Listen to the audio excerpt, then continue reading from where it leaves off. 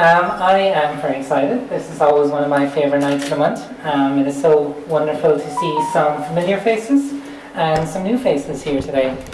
And it is going to be our usual setup, except for our one featured writer tonight. We are going to have 9.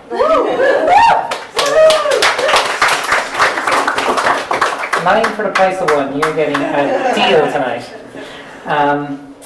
So what we have this evening, and it's so lovely to be able to connect in with UL this evening with the new, or not new, it's been going for quite a while, Masters of Creative Writing. We have 9 brilliant students who are just about finished. Having much assignments left, dissertations? Fine. It'll be fine. Emily's very nice. She'll create, it'll be fine. Thank you, Lauren. Yeah, welcome. So just in case anybody doesn't know, I'm going to give a very, very quick little description of the Creative Writing Masters in UL. It is highly sought after, inundated with applicants every year. And there is a core team of excellent teachers, and to be fair, every single one of these people, I think I've read all of their work, and it's all brilliant. You have Joseph O'Connor, Donal Ryan, Sarah Moore Fitzgerald, Kit DeWall, Owen Devereaux, who will be our judge for our Poetry Slam coming up in a few months. And of course, the brilliant writer-in-residence, Emily Cullen, poet-in-residence. That sounds like a good job. Let me know if you ever want to move on.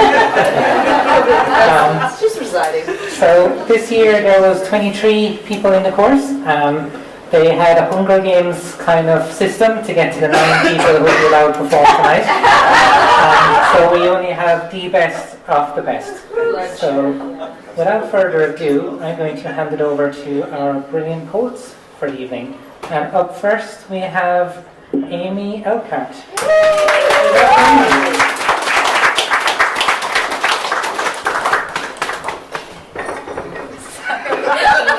Already causing a fuss. Sure. Can you hear okay? Yeah. Yes. Not too loud, not too quiet. Oh, thank you. Okay, thank you for having me. This is Little Black Box. When Alexander Graham Bell invented the telephone, the use of this great marvel must have crossed his mind when he spoke that first ahoy hoy down a crackled line. During his excitement watching that first number dialed, I bet he never thought we'd watch a genocide in real time. Through his work of mastery turned into little black boxes, the death toll piling endlessly inside these handheld coffins, detonated housing blocks, doomed boats, scared folks sail off in, morose that his invention now gives us no power to stop it. Flashes of cute cats purring and ridiculous 5-minute crafts intermingle with photographs of children drowning inside rafts. Between tragedy, there's blooper reels that make us belly laugh, comedy and memes next to videos of Gaza's blast. It's not that man can't take these devastations into his account or is ill-equipped for stories bigger than his small hometown. It's his sleepless nights and pouring debt already wore him down. No room for others' problems he can scroll past with a frown. See through Alexander Graham Bell's great invention. You can smell the iron blood tinge or skies astringent squall or hear 15 F-35s loose bombs upon your halls. It's different from your sofa. Your children come when called, not trapped under the rubble of the hospital ward's walls. The world attached by alloy wires that emulate connection. But when you click the lock button, only your reflection stares back at you on fitted sheets. The war a mere projection. The carnal scenes, missiles and greed grows faint like bad reception.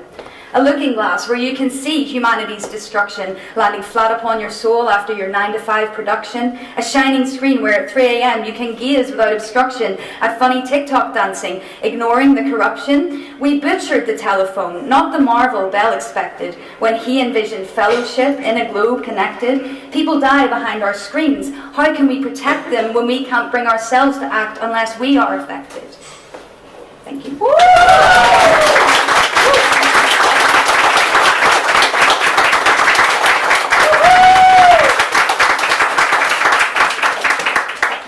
And a much shorter poem that I've never read out loud, so hopefully it goes okay.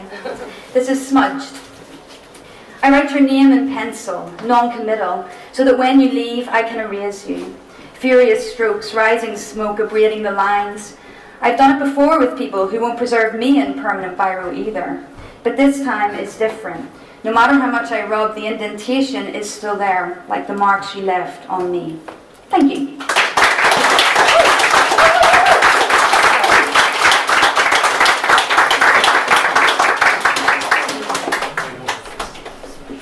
Thank you so much, Amy. That was amazing. And I apologise to this table for knocking all of your drinks. That kind of night. It's that kind of, I'm just so excited. Too excited.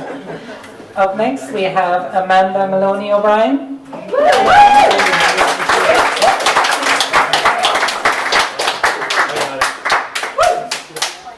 Amanda, a long way to go. You keep your applause going. I still really want to go after Amy. Obliquity. You may not have been paying attention the day you were taught this at school, but a positive pole of a planet is defined by the right-hand rule. If the direction in which your fingers curl is the same as the planet's rotation, to find the North Pole, you just give a thumbs up, it will point at the right location. The North Pole tops the rotational axis, now half your equation is built. Calculate the angle between orbit and rotation, you found the axial tilt. The degrees a planet tilts on its axis control when it points at the sun. It's the reason a planet has seasons, or if indeed it has none. The upside-down planet of Venus tilts at 177 degrees. That sounds like a lot, but flip it around, it shrinks right down to 3. With axes so close, there's no variation. The climate is on repeat, day after day, the whole year through, unrelenting, unending heat. At an angle near 98 degrees, Uranus rolls on its side. The seasons here are so extreme you couldn't invent them if you tried. Equinox winds blow 4 miles a minute when there's less than 9 hours of light. A season lasts 24 years with just half a polar night. But a planet Goldilocks would find perfect tilts at 23.4. Neither too wide nor too narrow, it has winter, spring, summer and fall. The seasonal changes on this planet have allowed life to grow and evolve, and for its dominant species, created a mystery to solve.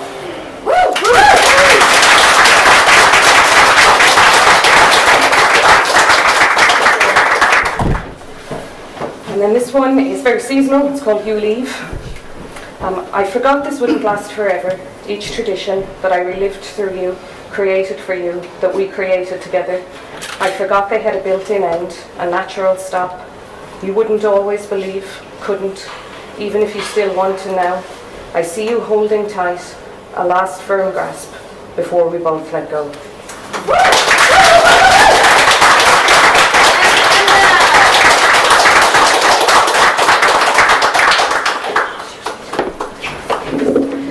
Thank you so much, Amanda. That was brilliant. So much science. So much science. We need a little bit of science. Can't have, too much poetry, not enough science. Bad combination. But it's brilliant. It's so nice to have so many new voices and new poets up here. And I hope for those who have read and are about to read, you get to enjoy this and savour it. It's nice to be in front of a group. It's nice to have an audience when you put so much work into doing this on the page.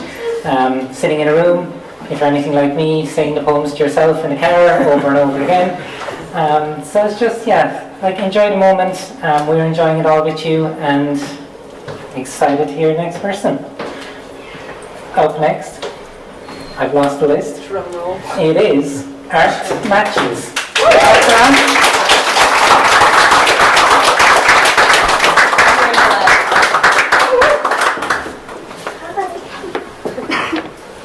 Hello everyone. Hi, Art. Hi everyone. Hi. Oh, we're gonna have fun, guys. We're gonna have fun tonight. Okay, I've got some sonnets. So serious. Yeah, dramatic tone shift there. What a surprise. Coffee laughing, the mist off our tongues.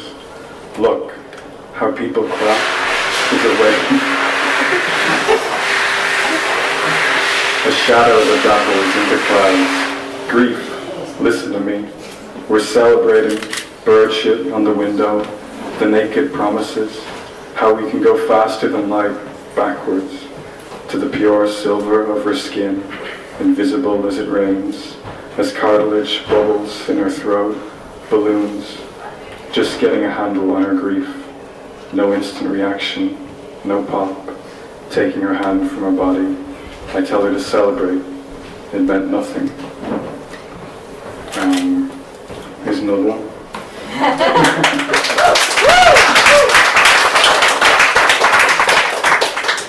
I had a day where she sat and I listened. I cut onions, no tears, the peel guaranteed, the wet rim of the knife's edge, sliding root to stem, cutting away a few hours. After she left, I barely noticed. We meet in the room once, several times a week, when the best I can do is silence. She says, I'm seeing a man, and I cut sickles under her breast with my thumbs to tell her don't mock me. I'm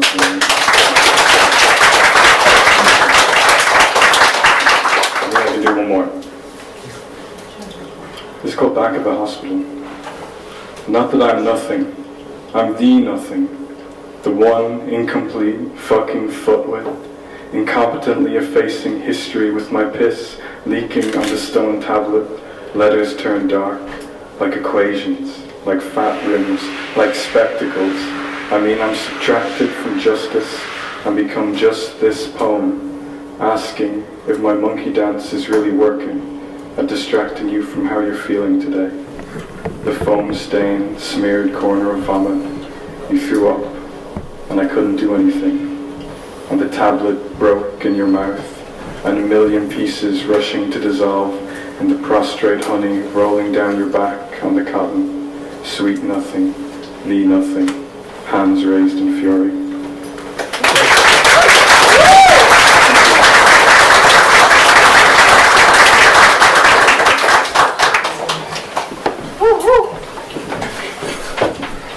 So if you'd like to sign up for the Emily in Creative Writing, Emily will be taking names at the break. Not as simple as that. Okay, thank you very much, Anne. And up next we have Michelle Ivy Alredo.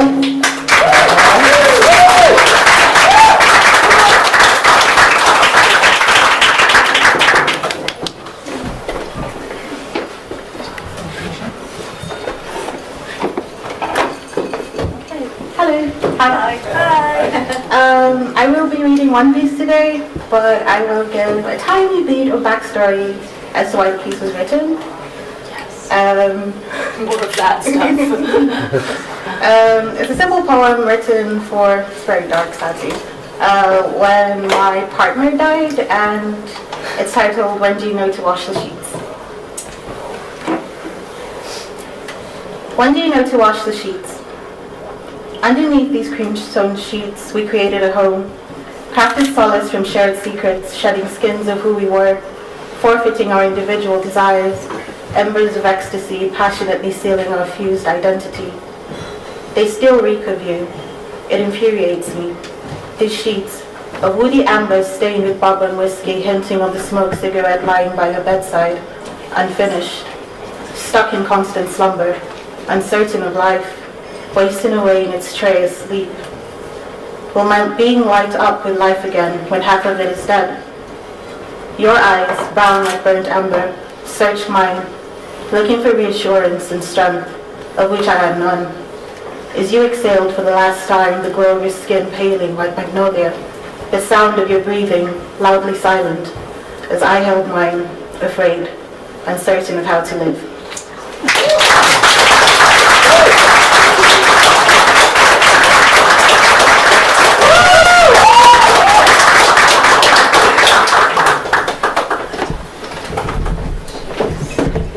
So much, Michelle.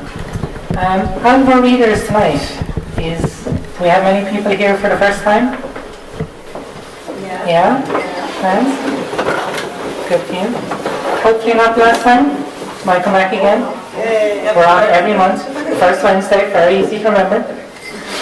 Up next we have Selena Pappengrove.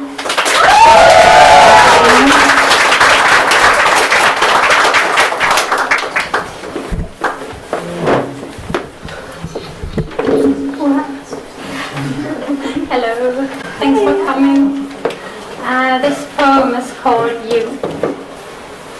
You're on this cave again, with a darkness known by 100 names. depression, exhaustion, burnout. Yet all of them fail to describe the way you've changed.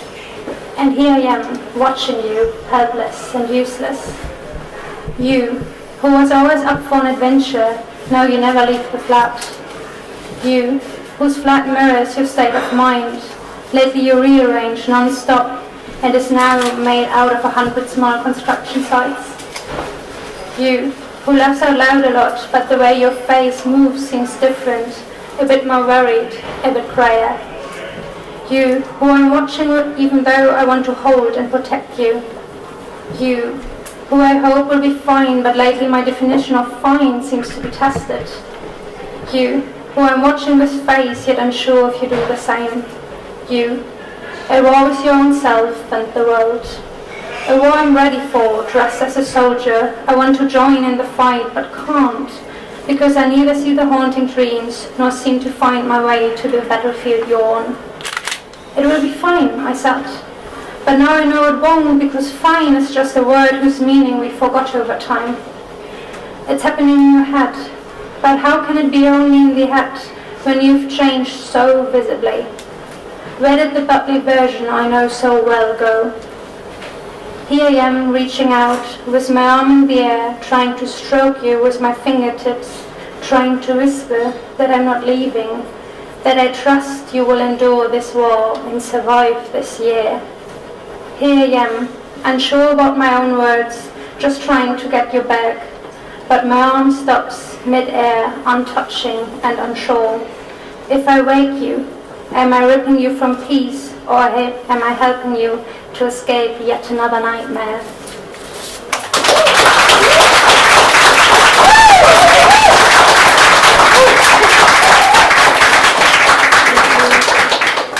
And the other one is called swimming. It's a work in process. So I keep swimming in this stream of things that are lost but not missed, long forgotten but most, but here I am swimming through them.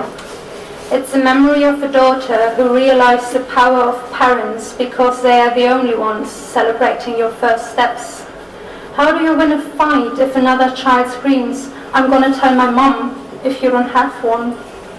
It's a memory of a loved one wishing themselves back to the time when they were still laughing with their partner, going out on warm summer nights, wishing this night would never end. It's the memory of a father who realized his child turned out different than expected, different than anticipated. Because the boy is a bit softer, a bit calmer, a bit more feminine, and the father drowns in insecurities. It's the memory of a mother who thinks she's done things wrong but is clueless about how to address it. Now watching her child's graduation, wondering where the time went. Wasn't it just yesterday that the first tooth showed? I keep swimming in this stream of things that are lost but not missed, long forgotten by most, but here I am, remembering them.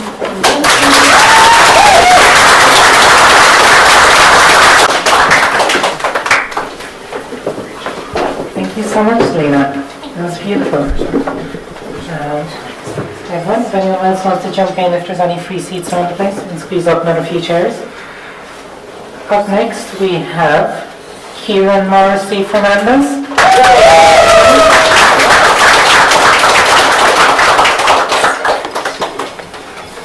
Hello. So it's just two short poems.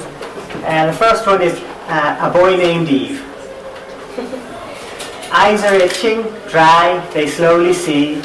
A boy fade into view who says to call him Eve. No child of flesh and bone is he, there's no dirt gathered from the street, crisping on his clothes, no berry stains on his cheeks. Built from lines and sounds, he's but three, letters that reveal, an image in the psyche that begins to speak. I've come from a place beyond what senses seem to perceive, and I'm bound in linguistic slavery as long as you believe. So take my smile as yours, make me up to be any being you conjure in your model of the real. If you cannot swear, you do not do the same with everyone you meet. Don't toss me like a dirty rag from your memory.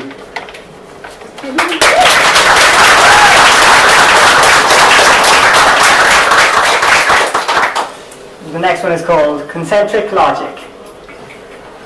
Isn't it strange fingers resemble branches on a tree? Or odd that trees have branches at all?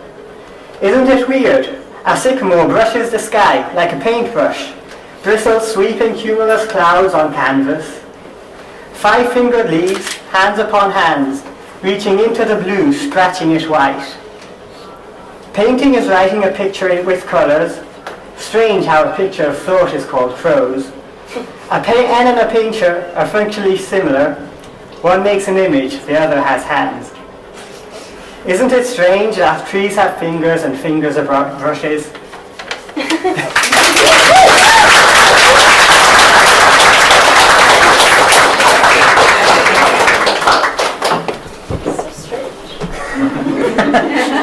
Good strange.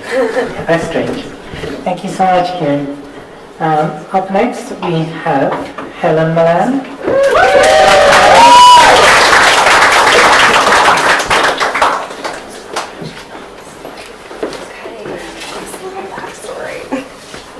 A little backstory. Yeah, nobody's giving us backstory. Okay, give you a little backstory. Hiya. Okay, so my first poem I wrote when I was in a temper, exhausted by someone that I love very much. It's called Just a Sip. It only takes a sip of gin on the tongue, lips loosened, spill secrets. We trip down memory lane where spirits wait on us, forever young, sad, but not unsung because of your endless keenings. Just a drop to lubricate the hinges of the gates that lead to the past. I am an unwilling time traveller, dragged in your wake as you excavate fugitive pain and feed like a scavenger on the rich rot of slights from long ago. I don't want to listen to any more of these rough vivisections of our lives. Vicious claws tear at what I recall, teeth gnaw at my memories until they bleed, sour and sore.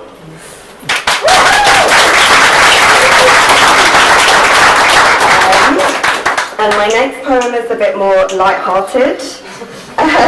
It's called, do you remember that time that we got wasted and crossed the Millennium Bridge at 4 a.m? We journey to the Meridian Line, to where many think time starts, for us a place to leave it behind. Under a galaxy that parades in solemn rotation across a tarp stretched tight on a metal frame. In the darkness, the doors of perception sparkle and shift. When we walk the city again, its state is dazzlingly altered. Amethyst streets meet buildings wrought of topaz and opal. The sun sets into a sudden obsidian sky. The weird elicits a shrug. Strange is the order of the day as we trek in pursuit of dinosaur topiary.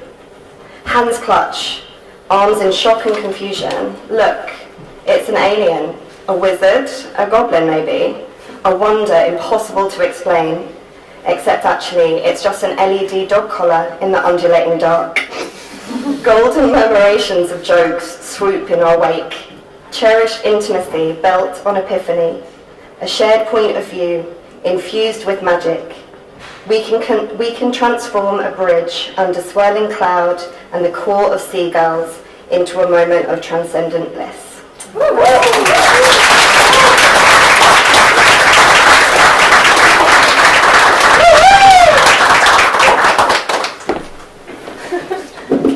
Thank you so much, Donna.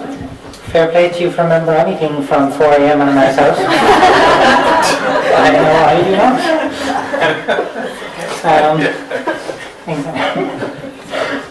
So we are almost at the end of our guest performers, unfortunately.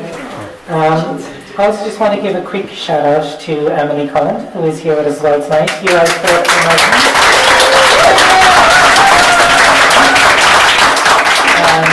I know Emily just released a new poetry film on YouTube by the brilliant Luke Morgan, if anyone's seen Luke perform.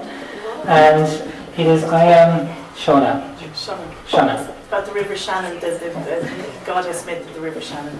Yes. And so it's just under 4 minutes, and if you just Google I Am Shannon, and my name, or just look up my YouTube channel, you'll find it, and it has my own hard composition, and it's here at the estuary of the River Shannon. I think you might enjoy it. It's just a small little shot of it.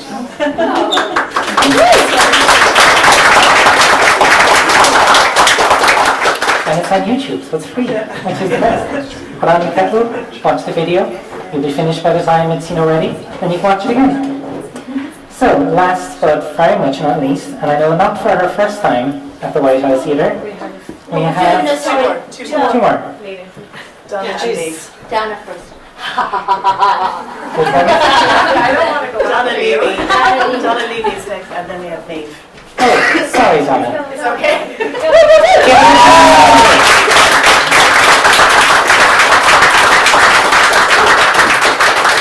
Hailing all the way from Limerick herself.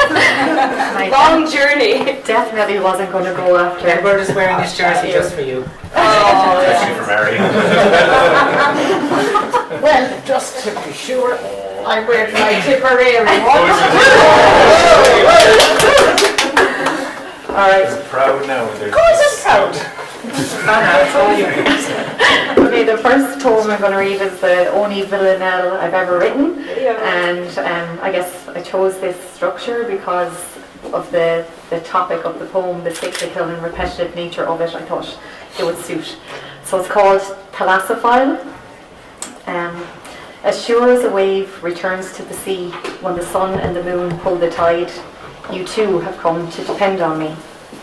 I don't need a program, you wait and see. I'm supportive, I'm at your side. But as sure as a wave returns to the sea, can I believe the words uttered to me, considering the extent of your lies? I fear you'll return to dependency. It's different this time, you declare to me, with conviction that can't be denied. But as sure as a wave returns to the sea, and how convincing you can be, I sense a change of the tide.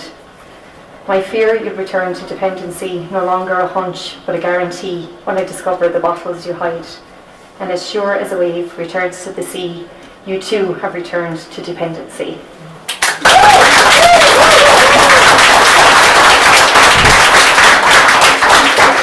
I actually can't decide on the next one, but they're both really short, so maybe I'll do the two of them. So this one is called Saudade.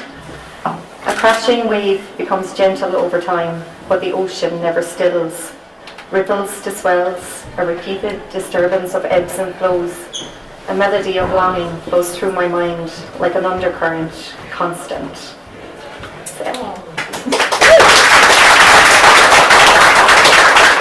And the last one is an acrostic poem called Childless. Circumstance, not choice, I want to scream when I hear them whisper career woman. I grieve an invisible loss. They say, you're lucky you don't have any, but it's a life I didn't expect. They equate motherhood to womanhood, like I'm a runner-up in the game of life. Every new pregnancy announcement, every first scan photo, a blow. Just like she's not a real woman, she's a selfish spinster.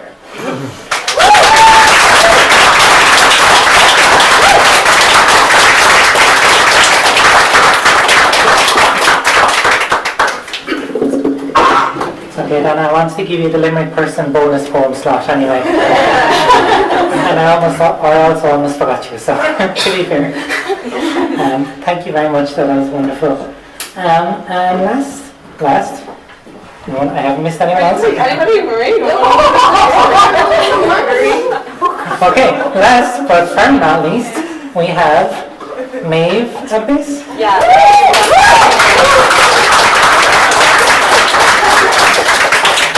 Hi, this is my second time reading here, I think, but yeah, when I was staying in Limerick, I loved coming here, and I remember I read, and Lauren was like, oh, what are you called? And I was like, I don't know.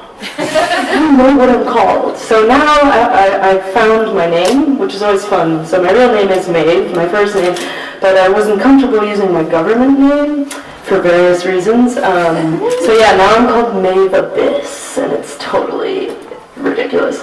But it's great to just lean into names. It's fun. Yeah, so that was awesome, and yeah, I really love all of you guys.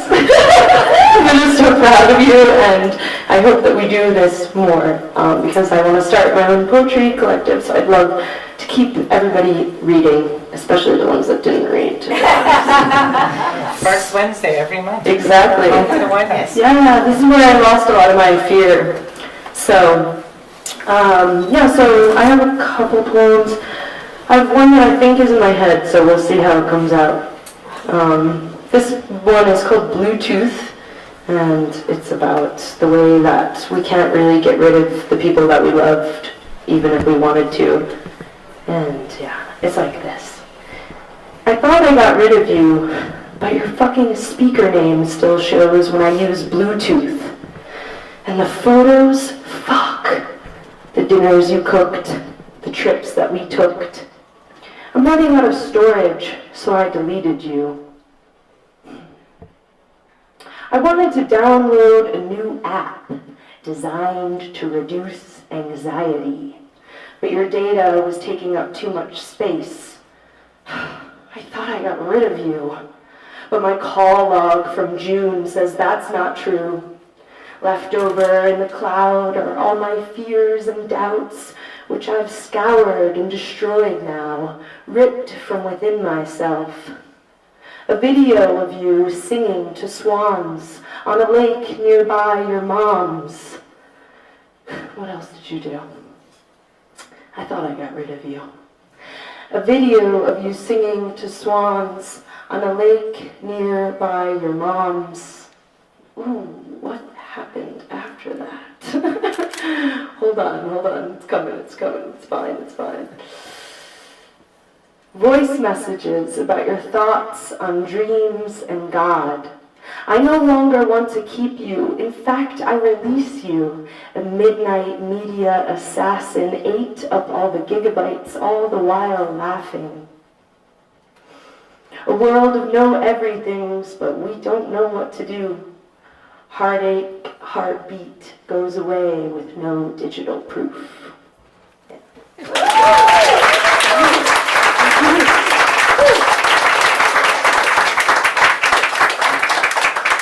That was the first time reading that off script, so thank you. You guys can say that you were the test subjects for that. I'm going to be performing that at the Dublin Literary Festival with some musical accompaniment and hopefully no mess-ups. So, then just for fun, I'll read another one. This one's called 90s Baby, which is all about nostalgia culture, because many people from my generation and younger love nostalgia. And nostalgia is in all films and writing, and everyone wants to pretend that they remember things that they don't remember. So I wrote something about that. 90s Baby. Everything is so derivative, so quick to be cliche. I am thankful for my useless knowledge gained, not from experience, more so from reference, data collecting. This context collapse is giving me neck pain. Drinking out of a mason jar made in a factory far away, that makes sustainable aesthetic things.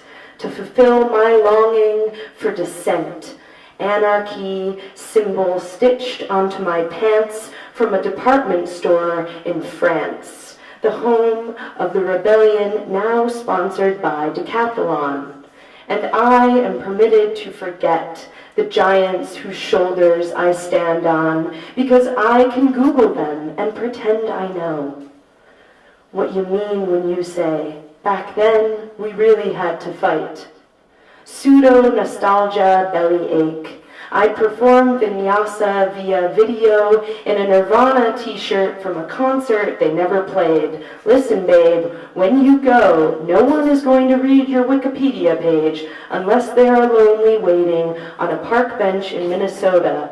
They won't need fingers to scroll, no, with their cool new eyeglasses and middle-class opinions, eyelids twitch and shimmer over an old video of you doing something grandiose, like cooking pancakes in your underwear, speaking truths about the isms that were made for you. Spread the butter, know the irony, the lost meaning of memes. Free Ukraine, free Palestine, send $5 when you have the spare time. Like and subscribe and subscribe and subscribe and like, please. It's all a commodity now, honey. Sharing is caring, right? In which case, you truly must give a fuck. I mean, you've taken the time to pause and listen to this. So, what do you all plan to post about when the revolution is coming?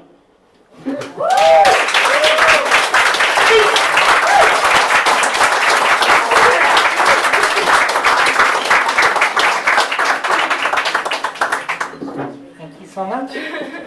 Give one more round of applause for all of our poets.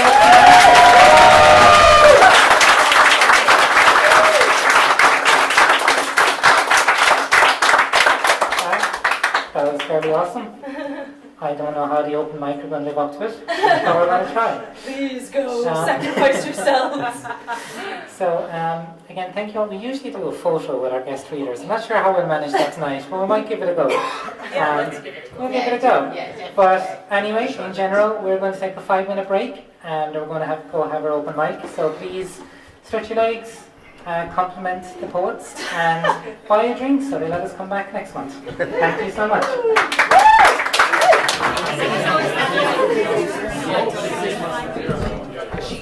Welcome back, everybody.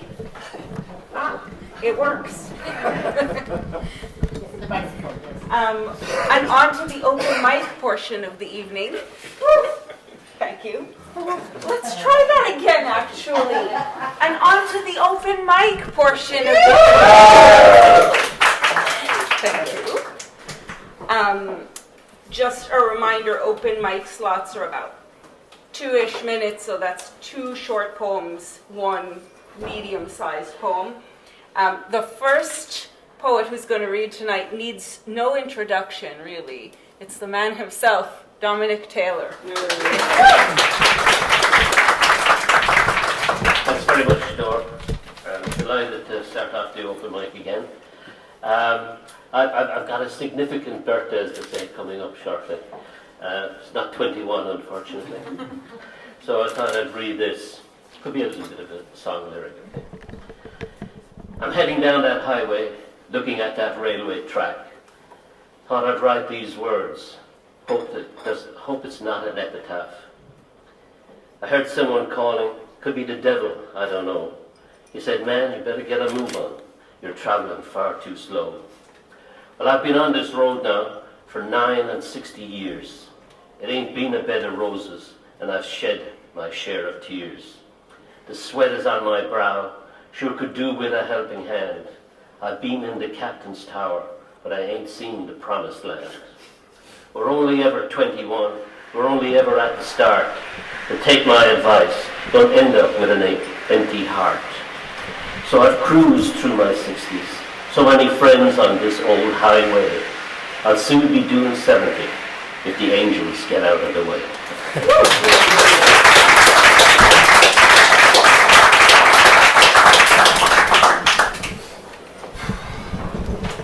So I've been thinking about performance a lot in the last 3 years. 3 weeks. Weeks, years, days, it's all the same. And the next poet is sort of, I guess, is the master at this. So, my partner in crime, the wonderful Lauren McNamara.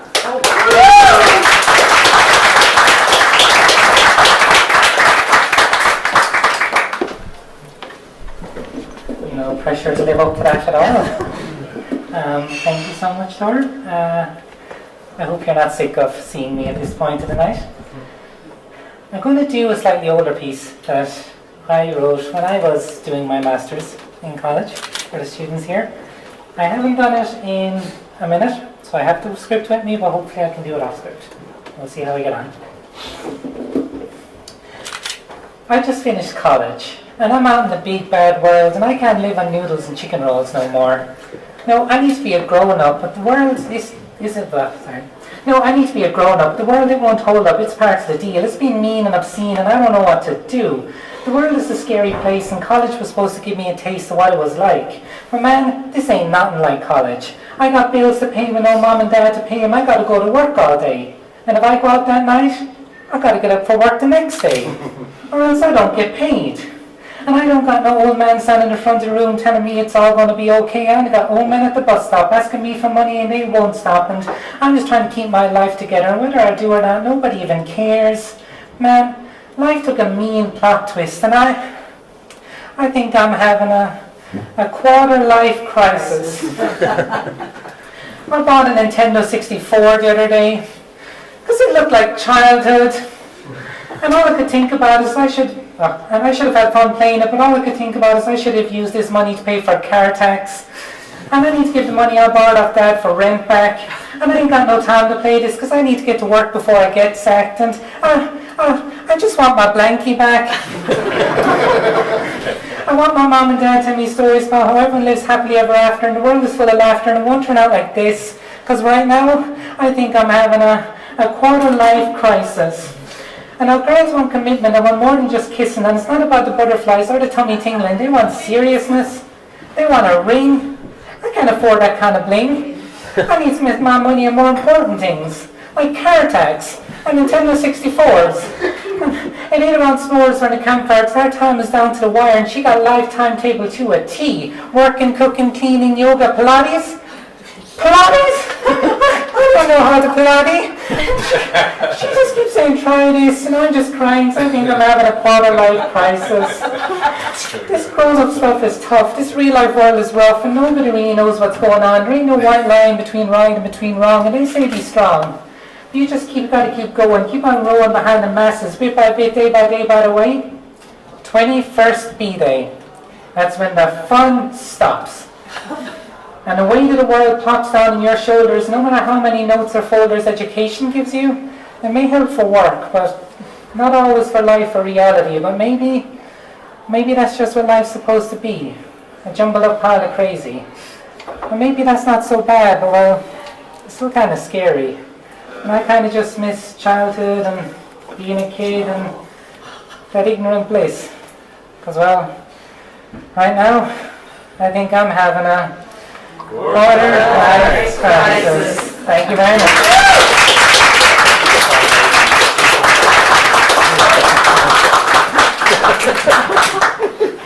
Thank you, Lauren.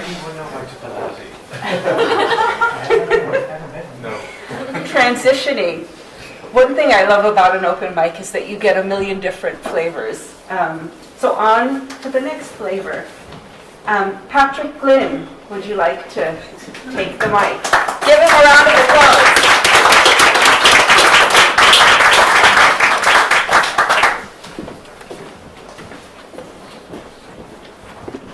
Hi, and thanks very much. This poem that I'm going to do is, it was inspired by my wife Irene, and it's called Candle in the Window. You are a candle in the window on a cold and frosty night. I've lived with the darkness, she courted me well. Many times she has walked me into and stumbled me through the tunnel of darkness. Then I see you. You are like a candle in the window on a cold and frosty night. You are the light at the end of this dark tunnel. Love is my sanctuary when I'm here with you. I know all is well in our world tonight because I am wrapped in your loving arms. I need you every day of my life. You are my candle in the window on a cold and frosty night.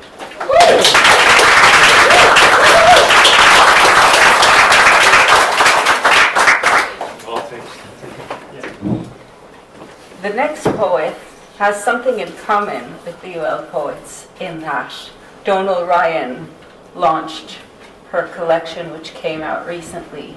So without further ado, Marie Studer, will you lead us?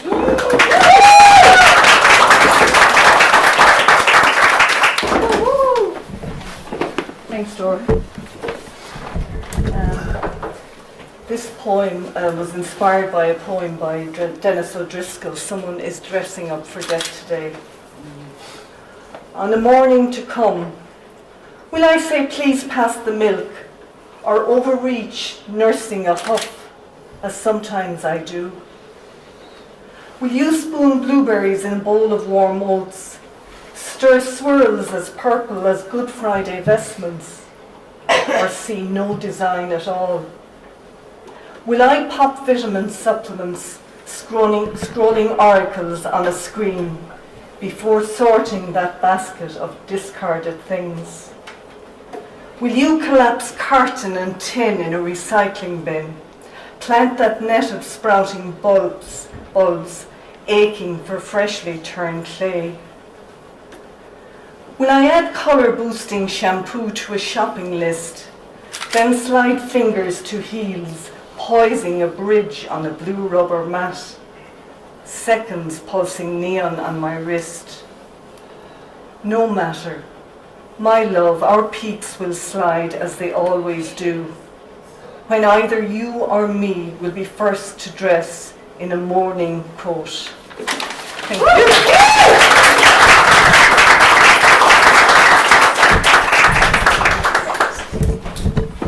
Next we have Peter Riley. Give him a round of applause.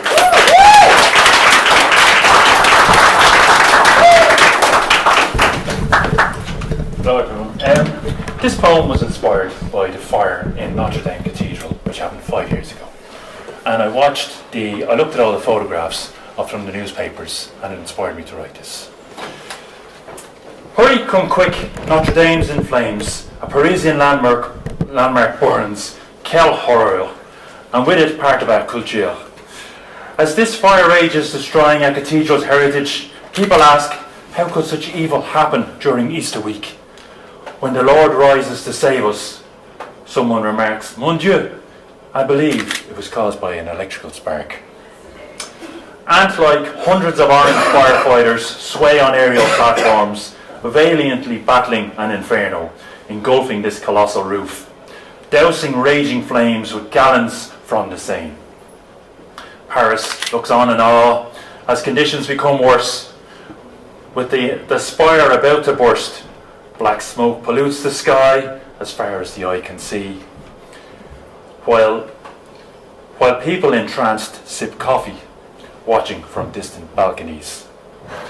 The view from inside reveals a volcanic roof spewing forth destruction on those down below.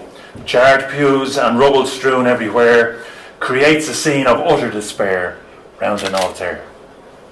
As daylight begins to shine in, we're left with only a blackened shell. From the giant bell towers, firefighters survey last night's devastation, and work begins assessing the cost to a nation. Pledges flood in from overseas to rebuild, which many believe will take an eternity. No! Like a phoenix from the ashes, Notre Dame will rise again. Alas, its historic roof won't be the same. Thank you.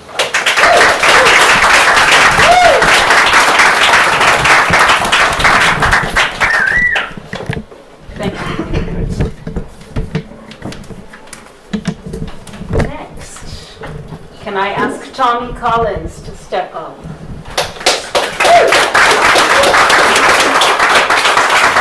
And it looks like you'll be reading from your new collection. Nice plug. For sale out here. Oh my! So the mere price of? 15 euro.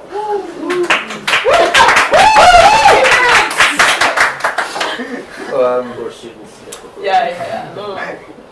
since this project started, it's been a bit of a whirlwind, and I got to read in Adair with Ed last week, and then 2 days later I was reading at Rec for the Cork World Book Festival in Cork on Saturday night.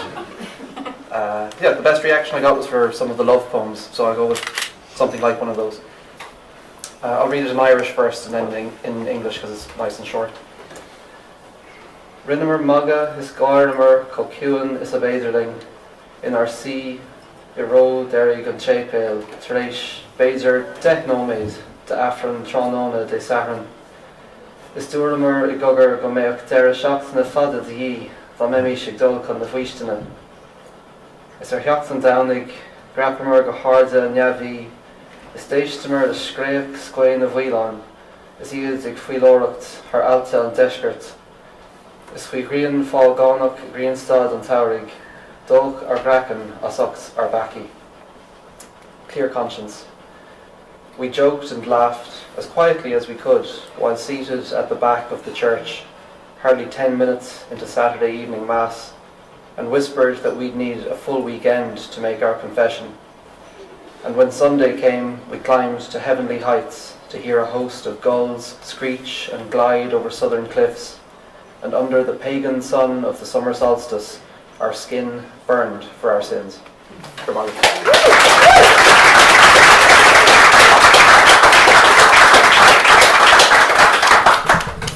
Thanks, Romy. I was introduced to the next poet in a reading that took place next to a holy well in the pouring rain, and his poetry broke through the rain. Oren Ryan, would you like to step up?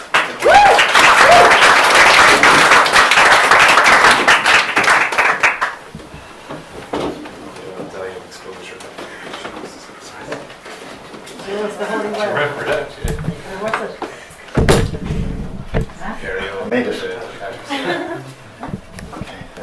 A freshly squeezed poem. Career opportunity. Server at the gates of hell. Hotel. Gate Infinity +1. Puzzle Palace Street. Lightbearer Hotel. River City Prefecture. Mega City 7-Eleven. Underworld Employment Services are pleased to announce that a vacancy has opened up in our Earthly Services Department. The full job title being Server at the Gates of Hell. Lightbearer Hotel, a timeless yet innovative experience of transcendental hospitality. Underworld Employment Services are an all-inclusive employer and will be interviewing all candidates for the job of server. Responsibilities of the prospective candidate include, but do not necessarily encompass, the following. Number 1, to ensure standards are achieved at all times. Our new team member server must work together with the other servers to ensure Team Hotel cooperates in a fully guest-focused manner. By keeping hotel standards to the highest level, we succeed in building customer and brand loyalty, and of course, all important, return business. Number 2, to maintain one's own working area in a fully operational state. A server's work area should remain free of remnants of eternal torment. This is very important. This can distress new customers. Our team leaders are here to help. Thus, a server must be fully aware of the hotel Lightbearer FACTS, F-A-C-T-S, facilities, activities, communities, and tours. The Lightbearer Hotel, such as hauntings, hangings, torturing, and Faustian-packed lawyering. Number 3, to ensure all new guests are properly insured and have their earthly affairs in order. Team Leader 1 maintains a close working relationship with his earthly subjects in multinational corporations, financial services, real estate magnates, and their associated legal industries.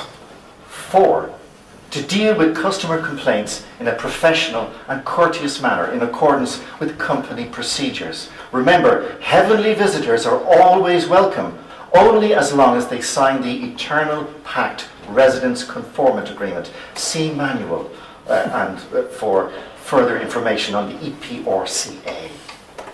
5, Lightbearer Incorporated needs servers with real people skills. Mere diplomacy, though useful, will never in the long run suffice. As Team Leader 1 puts it, a friendly face and a warm heart wins countless souls. A prospective server must ensure all guests receive a warm, courteous welcome on arrival and during their eternal residence at our facilities. 6, to assist in achieving hotel and departmental goals in relation to mystery audits, customer comment index, harvesting of souls, and not to mention aspirations to high political office. Remember that Team Leader 1 feels a close bond with empire builders and is pleased with any of his new servers if they source some of them over the timelessness of their employ. 7. To ensure all guests' queries are handled promptly and efficiently. See all online social media for more information. 8. To attend statutory training. Lightbearer Hotel is a Grade 1 harvester of souls. It's therefore a complex and challenging place to work with the very highest standards of professionalism, a basic requirement. Finally, 9. To accept flexible work schedule necessary for uninterrupted service to hotel guests. Hell hath no fury greater than a tardy server. Finally, we welcome you to the team. We hope your stay will be non-temporary.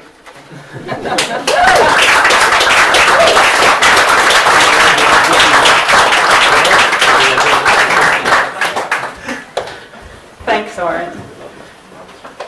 The next two poets have the same first name, and we're going to take them in alphabetical order of their last name. So, Larry Doherty, you're on, and Larry O'Sullivan, you're on deck after him. Let's give them a round of applause.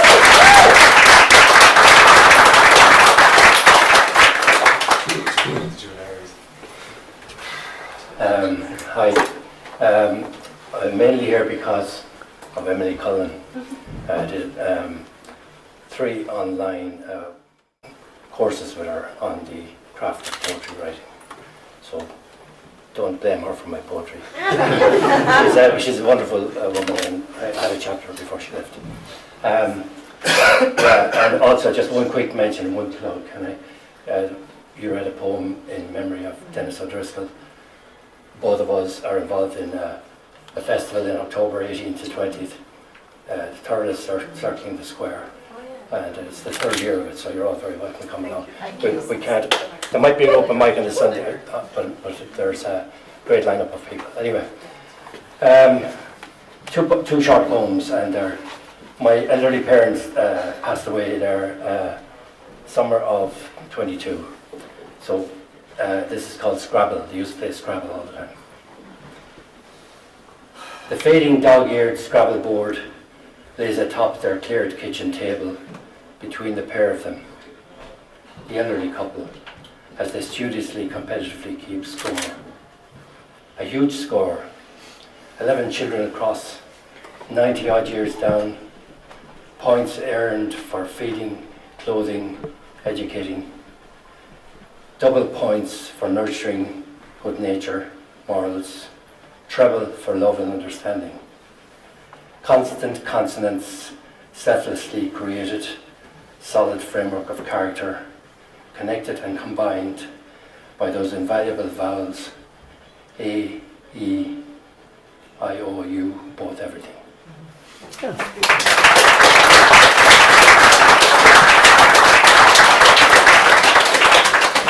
this is shorter. Sorry about this, I should have written that. My dad used to do a little bit of magic with us as kids, you know, with coins disappearing up sleeves and all that kind of stuff, and with his grandkids and great grandkids.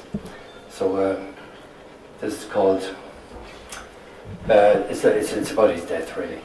In that moment, Magic Man exits. Unlike his old illusions, dark magic now. 1 minute speaks, next gone. Warm drains cold, life to marble. Now you see, now you don't take in what happens in that moment. 95 rings in his bog oak core, but in that moment, gut clenches in the fist I hold vital, and I give away tell. The magician swallows 2 barely perceptible flaps. Nothing else, silent, empty, grey, ashen.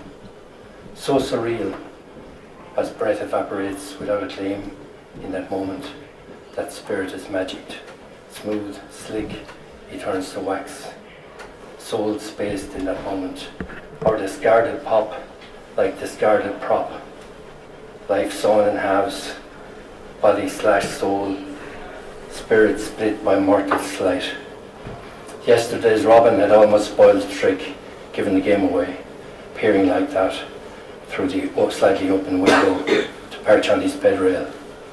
So as life falls from sleep and rattles to a halt on the floor, curtains drop in a heavy heap. Joker turns Jack of devastating spades in that moment of mortal magic, as just like that, the marvellous, loving, artful, magic man disappears. Whoosh. Thank you.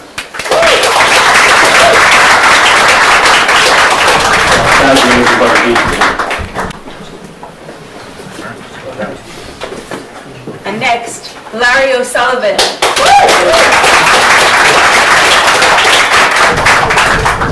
Hello, thanks so much for having us here tonight. It's my first time here and I'll hopefully be back again. I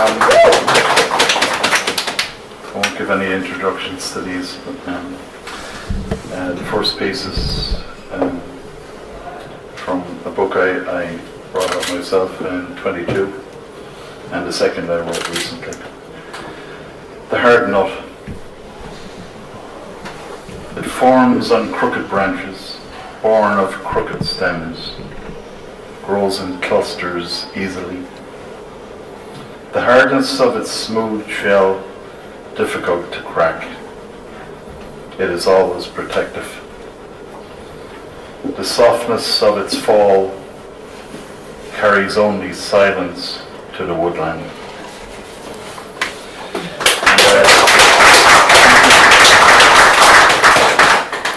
This piece is entitled, There Is No Name for This. I know he comes to my side under the cover of darkness. I know he interferes with me and my boundaries, squeezing me into something smaller.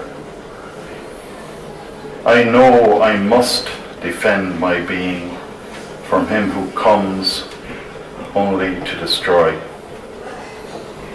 I know I cannot choose my reality. He makes it his.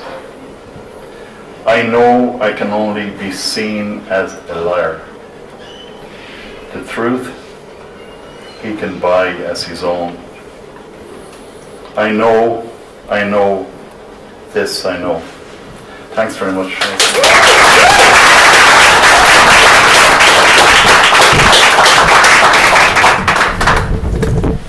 The next poet, I was surprised and delighted to see in Galway last week.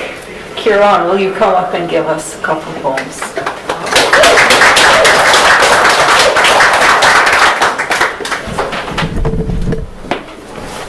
Thank you very much.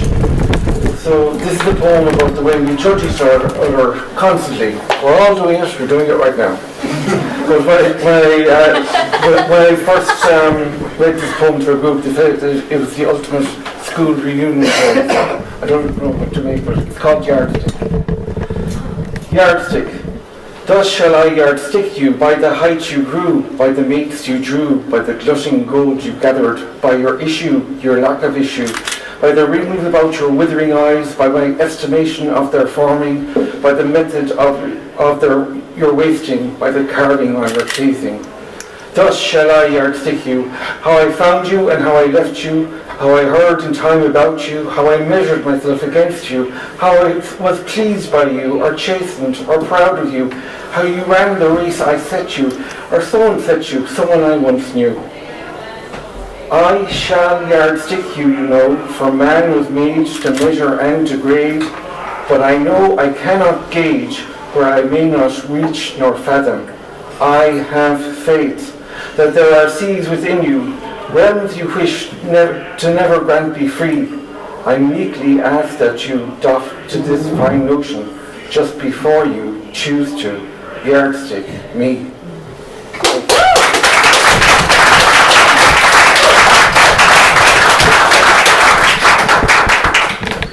Thanks, Kieran.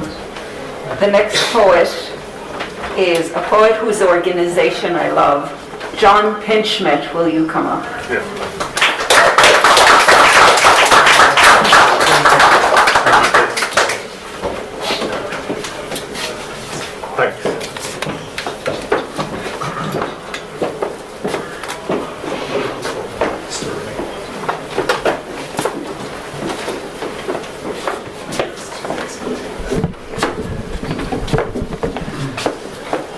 good evening.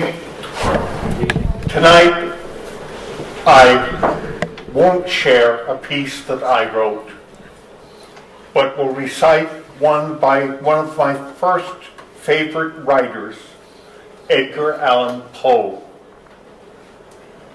I do half-hour walks each morning to our local graveyard, hoping it's a return journey. Near the graveyard, I recite the poem. Here it is, Annabel Lee.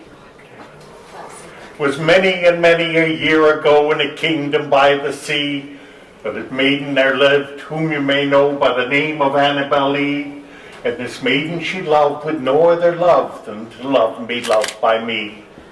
I was a child and she was a child in this kingdom by the sea, but we loved with a love that was more than love, I and my Annabel Lee, with a love that the winged seraphs of heaven coveted her and me.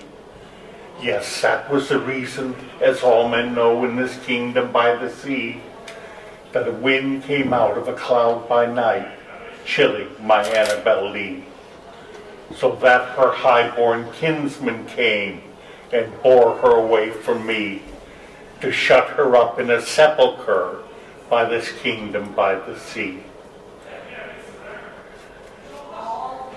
But neither the angels in heaven above or the demons down under the sea can ever dissever my soul from the soul of the beautiful Annabel Lee. And the moon never beams without bringing me dreams of the beautiful Annabel Lee. And the stars never rise, but I see the bright eyes of the beautiful Annabel Lee. And so, all by the night tide, I lie down by the side of my darling, my wife and my bride, in her sepulchre there by the sea, in her tomb by the sounding sea. Thank you.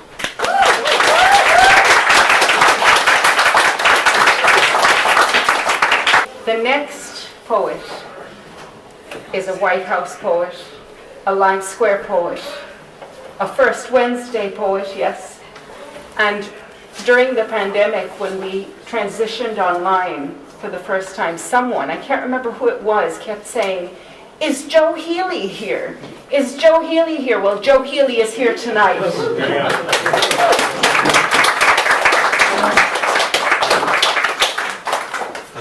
I hope I don't knock anything down.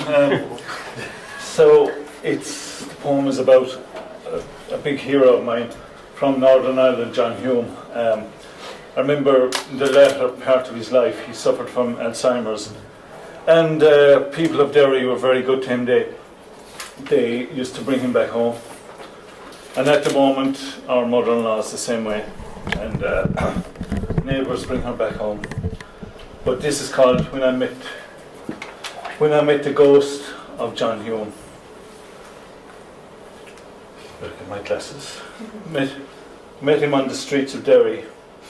He was lost, he said. I knew he suffered from Alzheimer's, so I took him to the cemetery. Pat was kneeling at his grave. John passed through her as if she wasn't there. I saw a loose rock, bent down to pick it up. I said, "I'm going to put it on your headstone, like one of the Jews." "No, you're not," said John from the grave. My hand reached for the stone, but passed right through it, as if it wasn't there. I tried again and again. He laughed in, "As well as being a ghost, you're one stubborn bastard." I said, "Didn't you keep asking, when can we have a ceasefire? Why can't we talk to Republicans and Unionists?" "We have to talk," you said, "when there's a chance of peace." That put him thinking. Well, now do you believe me? Wanted to tell John he was a poet among politicians. We would never know how many lives he has saved, that he was one of us. If he didn't remember things, we would remember for him. Like credit unions, civil rights, the Nobel Peace Prize, praise from the Dalai Lama, respect from world leaders, and countless awards. That it was my job to be his ghostwriter.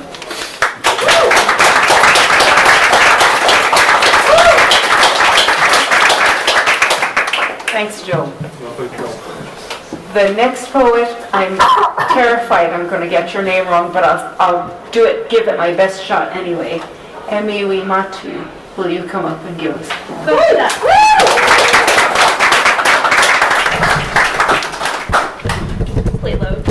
I realized I do have to provide cultural context for this one because I'm American and the tap water is not safe to drink in some places, whereas here it seems like you can just drink it anywhere.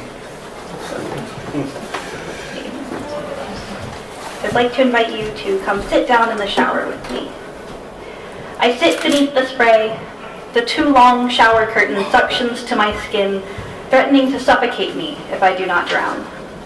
When I press my thighs together, water pools between them, rising over my dark pubic hair. Rivers trail across my hip bones. It's like geography or some shit. Like the lake that fills between my cupped palms as I gulp down mouthful after mouthful of ew, that's warm. And the flavor of everyone telling me, don't drink that, is sweeter and more refreshing than the crisp, cold stream that pisses out of the fridge downstairs.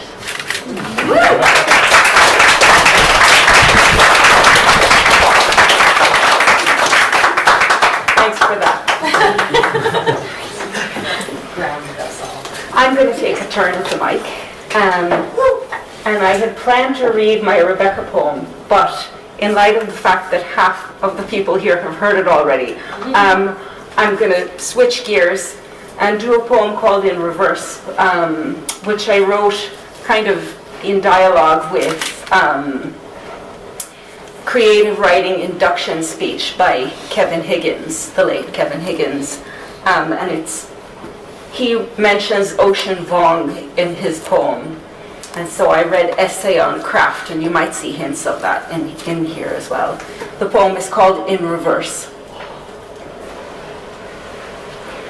We could reach for worse than making a butterfly out of the human, making the moon see the sun in the mirror, remember their separation. When all was earth and water, clay with no craters, unscratched, unformed, whole whispers on the surface.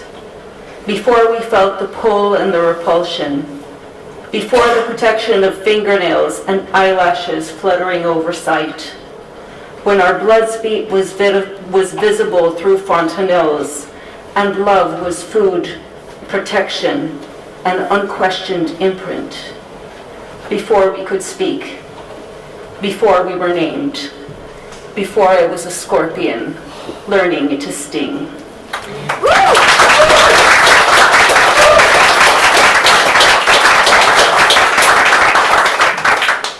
And next, if I could ask Susie, the lovely Susie, to step.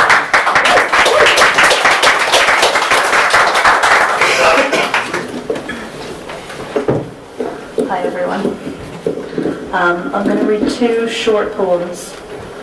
This one I wrote really recently. It's called Here's What You Are to Me. A beam of slanted light, cutting through a whole dim universe, in which there are two bright things, the plane of your body and the hills of my own. You are the other side of things, a cosmic sandwich. Together we bookend heaven and earth. I move through the world, consuming it, eating the days with my eyes, sweeping roads into my belly, bringing the pickings forever back to you, the home I keep returning to. We set down what we've gathered, slowly in the evening, and settle our bodies parallel, a cosmos in between. Thanks.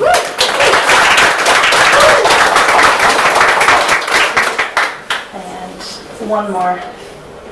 This is called When the Soldier Comes Home. Your hair is no longer mine to touch, though the rumpled silver in it needs brushing back.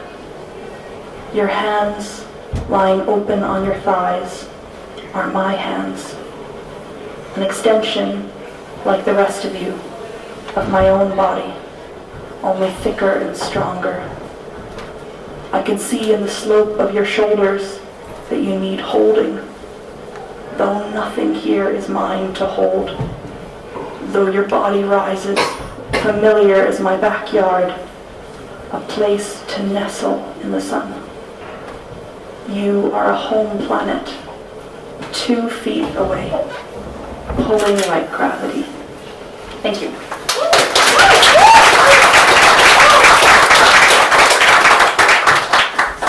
Thanks, Susie. The next poet we found out last month is not only the instigator and starter of everything, which Sandy illustrated with several anecdotes last month, but he's also the poet laureate of Adair and the flourisher of the most magnificent chair I've ever seen in my life. Edward O'Dwyer, would you like to step up?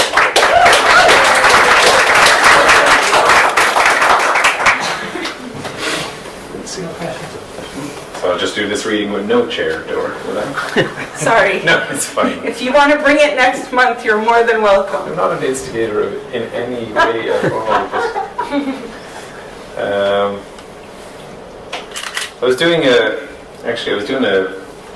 reading on Sandy's program last night, the middle of the night. Jesus, like the audience was, it was a Zoom reading, and the audience was in Washington State, like, so it was Pacific time, and I had to do all the kind of best whispered poems so as not to wake the whole house.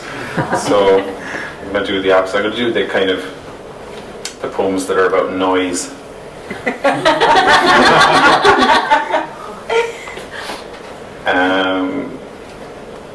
Yeah, so I did this poem. I read this poem at the launch of this book. It's my most recent collection, Exquisite Prisons, my most recent poetry collection anyway. It's a villanelle, and my then neighbour came to the book launch, and she came up and apologised to me after the reading because she thought it was about her dog. She was so embarrassed. She was like, "Oh, I'm so sorry. Was that our Ted? Was it?" No, it actually wasn't. I wrote the poem before I was living next door to you. It's called The Dog Living Next Door. It's a villanelle. The dog living next door is busy howling at the night. He is singing a series of villanelles to the full moon. My wife says she will shoot the fucker. And she might. She needs sleep now, not poetry. She turns on the light, throws the clock by the bed at the wall across the room. But the dog next door carries on howling at the night. Probably because he's unemployed, couldn't give a shite that it's after 2 a.m. He's just feeling inspired, I assume. My wife says she will shoot him, and she really might. She has work soon. She has to be up before it's bright. I couldn't really be sure this is a villanelle. This tune, The Dog Next Door, is this moment howling at the night. But sense a sureness of form, repeating lines set right. Please, will you just shut up? I have to be at work soon. I'm going to shoot that fucker, she says. She might. I don't mention enjoying his poems. There'd be a fight. But it's so long since I heard poetry sung to the moon. The dog living next door is busy howling at the night. My wife says she will shoot the fucker, and she might.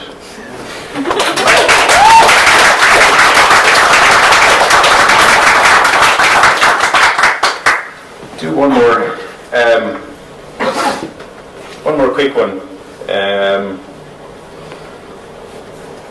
called The Ghosts Next Door.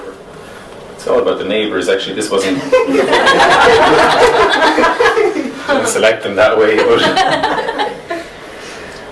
telling all the neighbours' secrets, like Jesus. The Ghosts Next Door. They are at it again. The ghosts next door.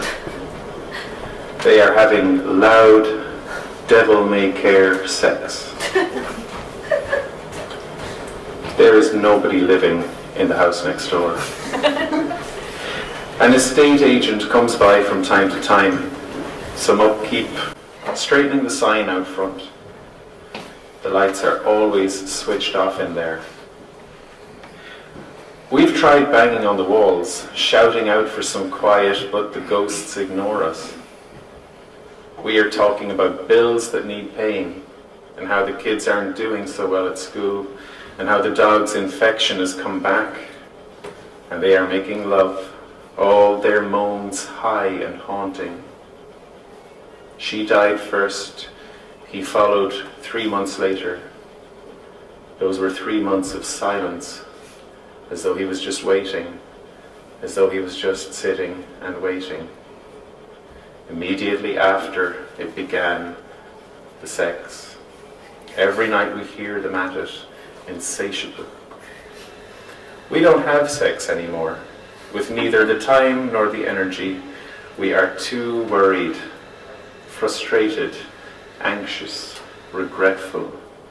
We are insecure. Instead, we try to get some sleep before work.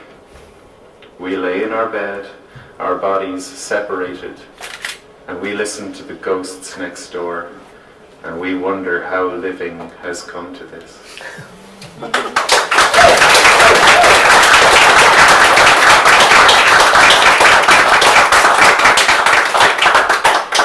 Thanks, Edward.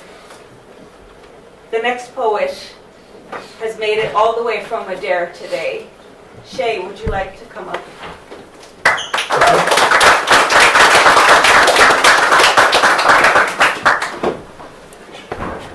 Hello everybody, and thank you very much for listening to my poem.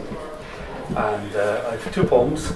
I recited them last week. I went along and I met Edward and Dor, and I read these, and I've other poems, but these 2 poems, they're written of the village, and they came about from just the simple act of going out and helping tidy up the lovely village out there as part of the volunteers to do the tidy towns. And taking that time and its sort of moment and pride of tidying up something, these 2 poems came to me. The first one I wrote 3-4 years ago. It's a lovely little poem. It's about just walking the river walk around the village. That's the setting. But the evening I wrote the poem started, I had come out from the news and the protesters had landed in Glasgow for COP26. And I think it's the Clyde, and they were demonstrating beside the Clyde. And this poem came to me and I worked at it. And so this poem is walking the Meg in the village of Adair.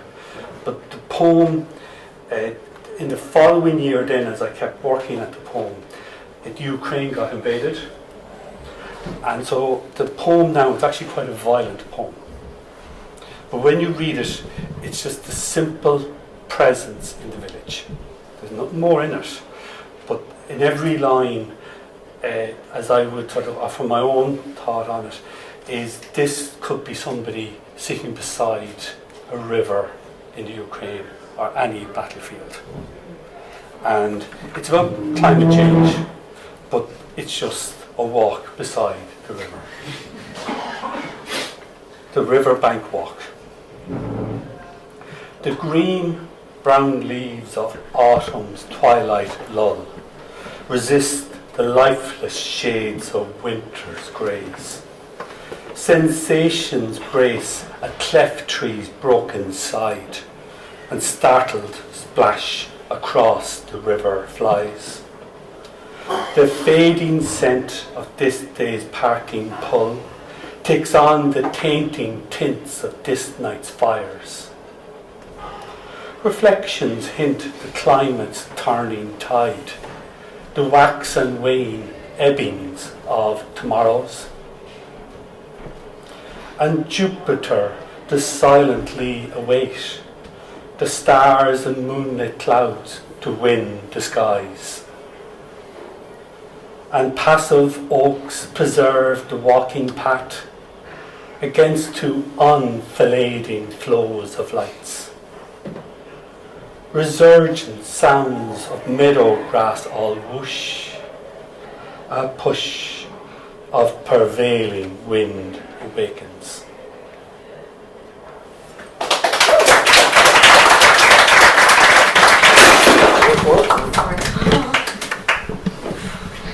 And since I wrote the poem, if you do go out to the river walk, and one of those, one of the passive oaks has fallen. It fell in one of the winter storms this winter. And so that's, hopefully it's not the first of the oaks to go. So it's just a riverbank, very simple. This poem is a villainette as well. Never thought I'd write a villainette, but I gave it a shot and this one came together. It was suggested to me from one of the members in the, we put up bee poles and beehives in the village park. And someone said, oh here, like, would you give it a shot, write a poem about the village park? And so I did. The other poem is in the fall, it was written in November. But this poem is a spring poem, or early summer. And this poem, if you were to go out and actually stand in the park on a sunny morning, hopefully this is what you would experience. Titled Ambling the Sunlit Arcade. In green gilded shadow and glade, nature fills the morning light, and daytime where fades away. Daisies ready to escapade, solitary bee poles stand upright, and daytime where daisies ready to escapade, solitary bee poles stand upright, in gilded shadow and glade. Birds among the trees serenade, park benches waiting quiet, and daytime where fades away.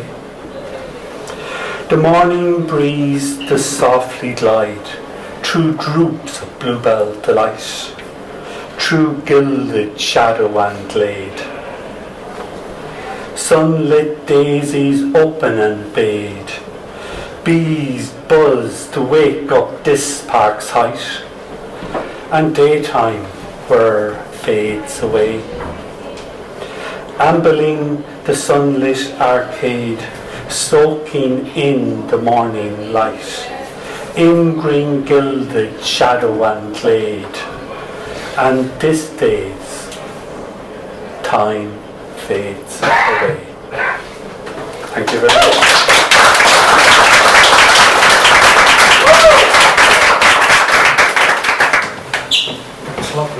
Thanks, Shay. The next poet I heard my first year in Limerick.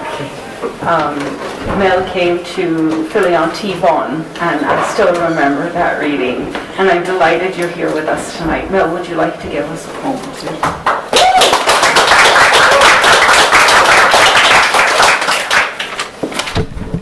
Okay, so this is a poem written in the voice of a teenager from the future. Because why not? It's called The People Who Threw Things Away. In the age of Polythene, I bet they didn't have anthropology lessons. They didn't have to study rubbish dumps and call it archaeology. Didn't have to learn from this shit to ensure history doesn't repeat. I bet they didn't go on a field trip to a landfill site, collect specimens, then have to give a presentation using archaic terms like convenience and disposable, and act like they knew what that meant. Even my dad said those concepts didn't make sense. Said even the experts can't comprehend. And when experts don't get something, they label it religion so they can nod their heads and look wise. I bet the people who threw things away didn't have to pretend to be fascinated by the way long dead people prayed. I bet their gods didn't care. I bet they didn't think, yay, another plastic milk carton. I feel appeased by the screw-on lid. I'll make sure it rains and the crops don't fail. I bet their gods didn't give a ring pull how many children they sacrificed to make bottle caps. I bet it wasn't even true. No way they kept children in factories. I bet the teacher was wrong when she wrote on the board that packaging was the collective term for the most sacred of their artefacts, created with no other purpose than to be thrown away. If it was really that precious, I bet people hoarded it, paraded it to demonstrate their status, displayed it in their houses the way you see Tetra Paks and bubble wrap fragments in glass cabinets in museums. I bet if they dig up enough graves, they'll find the most treasured fast food wraps laid out for the gods inside.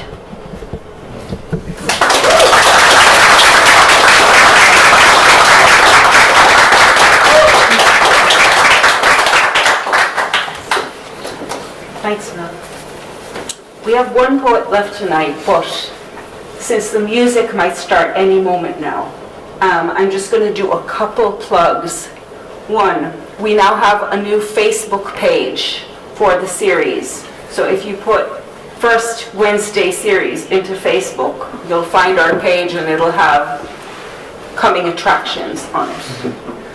Two, next month we have Nikki Griffin from Mount Shannon reading. She's a fantastic poet and I encourage you all to come. And that's it. And so in a sort of, we've been everywhere today. We've been up and down and in the shower and all over. On International Workers' Day. And don't forget this, 1st of May, International Workers' Day. But symbolically, the last poet is a brave soul who was one of our guest readers at the start. Art, would you like to come help us close off the night?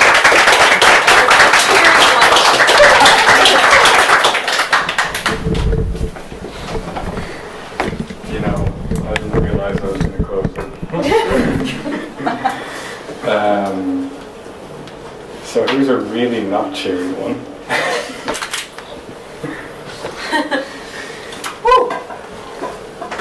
Are you strong enough to kill a child? Jesus. Say, it wasn't a child, but it could have been. Like me, crawling inside our lives, trying to figure out what's happening, what's different, what's changed. There's an ancient myth that starts, will he wake, will he wake?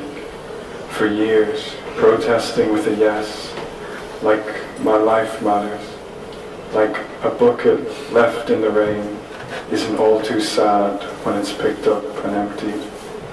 Not to say we were wrong in any way, just that the bucket is empty. Okay, that's a sad one.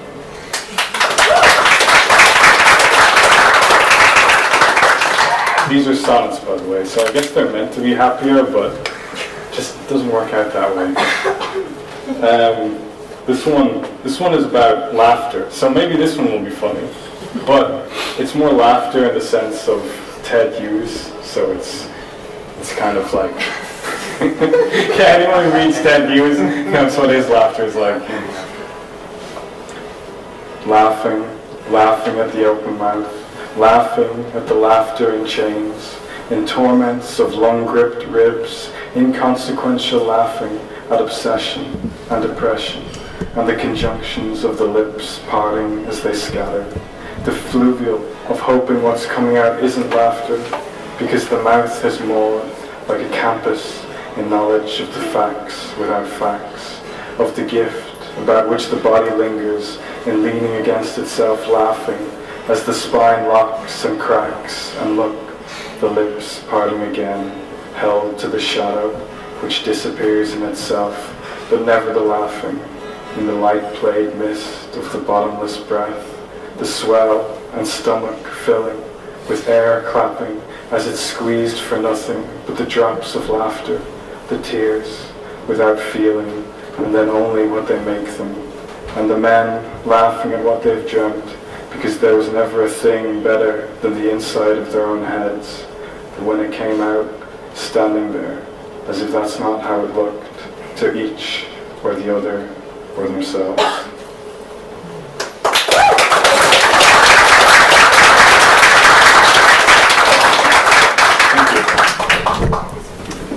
Thanks very much. So just a couple thank yous and home, or up for a drink.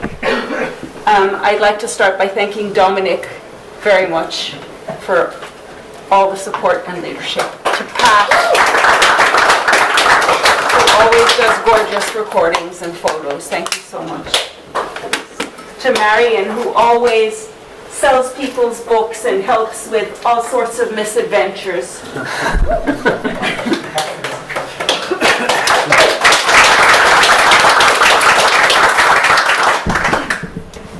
To the guest poets tonight and all the UL poets who came, thank you so much. And to Emily, who had to leave early, but thank you, Emily, for all the help.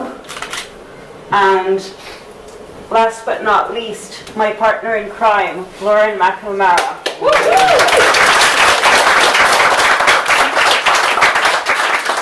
And thanks to you all for being here. Hopefully we'll see you next month, first Wednesday at 7:30. Thank you, Lord.